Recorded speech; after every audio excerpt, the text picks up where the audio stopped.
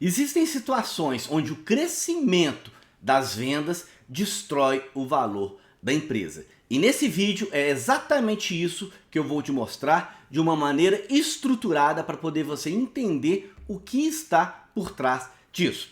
Portanto, quem já é membro do canal, deixe aí na confiança o seu curtir. Não esqueça também de ativar os sininhos, mas para você que está chegando agora, seja muito bem-vindo ao canal. E no final desse vídeo, se você gostou e se esse vídeo te acrescentou algo, também deixe o seu curtir, faça a inscrição, não deixe de fazer a inscrição e também ative o sininho, ok?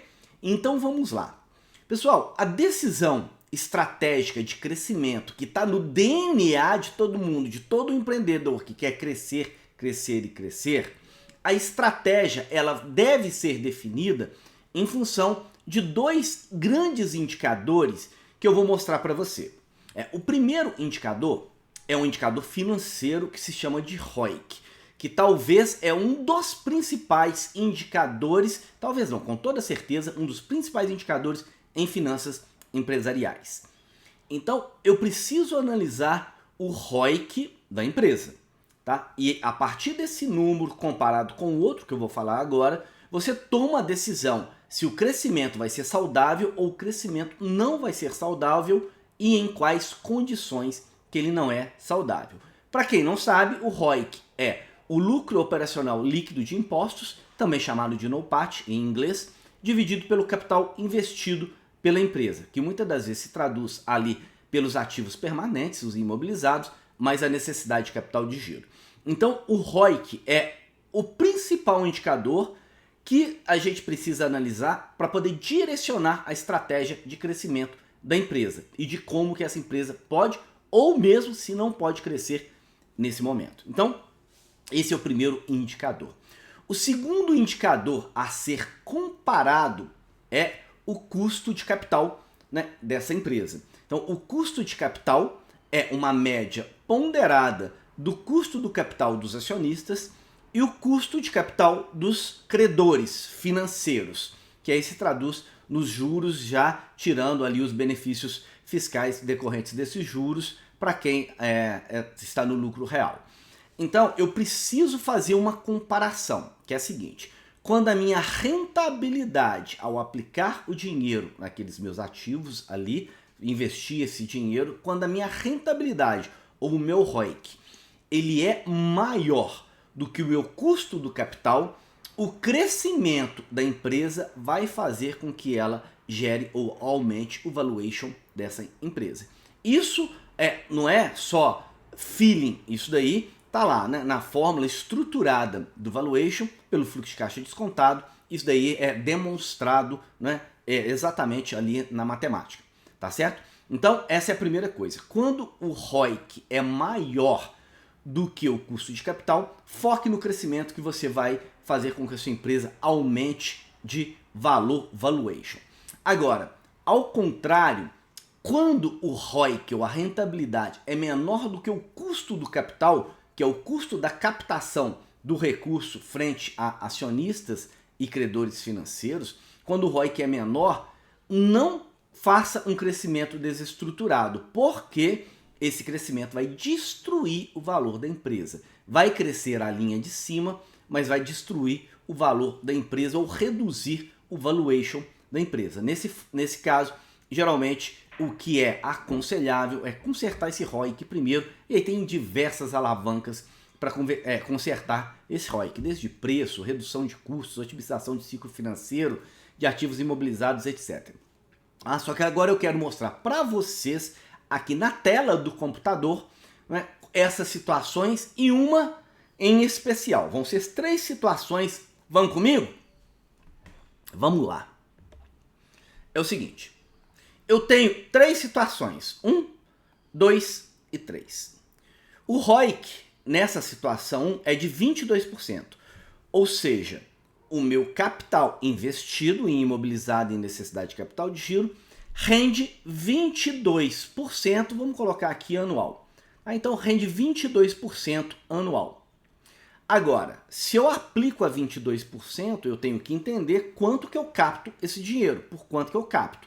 eu capto do acionista em função do custo de oportunidade dele, que tem um custo, o acionista tem um custo e a gente tem que colocar isso, e o custo dos credores. Então vamos supor que o custo de captação é de 18%. Tá? Eu tenho aqui um spread de 4%, ou seja, eu estou criando, a empresa está criando valor efetivo para ela.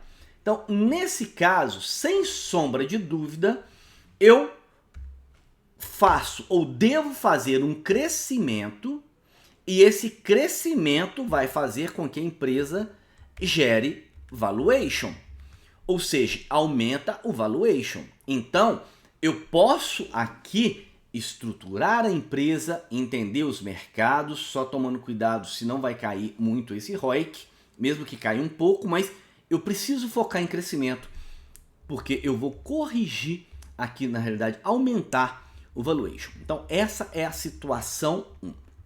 Nós temos a situação 2, que é a seguinte. Eu tenho um ROIC que é de 15%. Então, e eu tenho um custo de capital que permanece com 18%. Nesse caso, todas as vezes que eu cresço a empresa, eu vou reduzir o valuation dessa empresa, calculado ali pelo método do fluxo de caixa descontado. Então, nesse caso aqui, eu primeiro corrijo o ROIC para depois focar em crescimento estruturado, ok? Essa daqui é a prática. Porém, nós estamos no Brasil, nós estamos em um momento macroeconômico desfavorável, com taxas de juros muito altas para conter a inflação, e a taxa de juros alta, ela afeta diretamente o custo do capital, seja de credores financeiros, seja o custo de oportunidade dos acionistas, que poderia pegar o seu dinheiro, entrar numa renda fixa e render muito mais.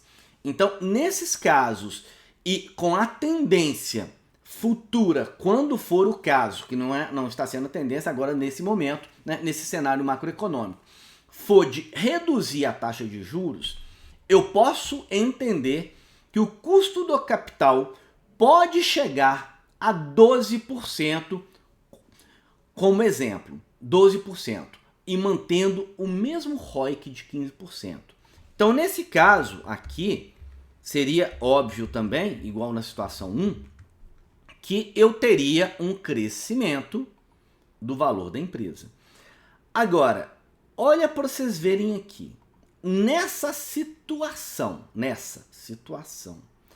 eu faço a empresa crescer ou não? Porque quando a taxa de juros cair, eu vou reduzir o custo do meu capital, o mesmo crescimento vai fazer com que a empresa, antes que estava perdendo valor, aumentar valor.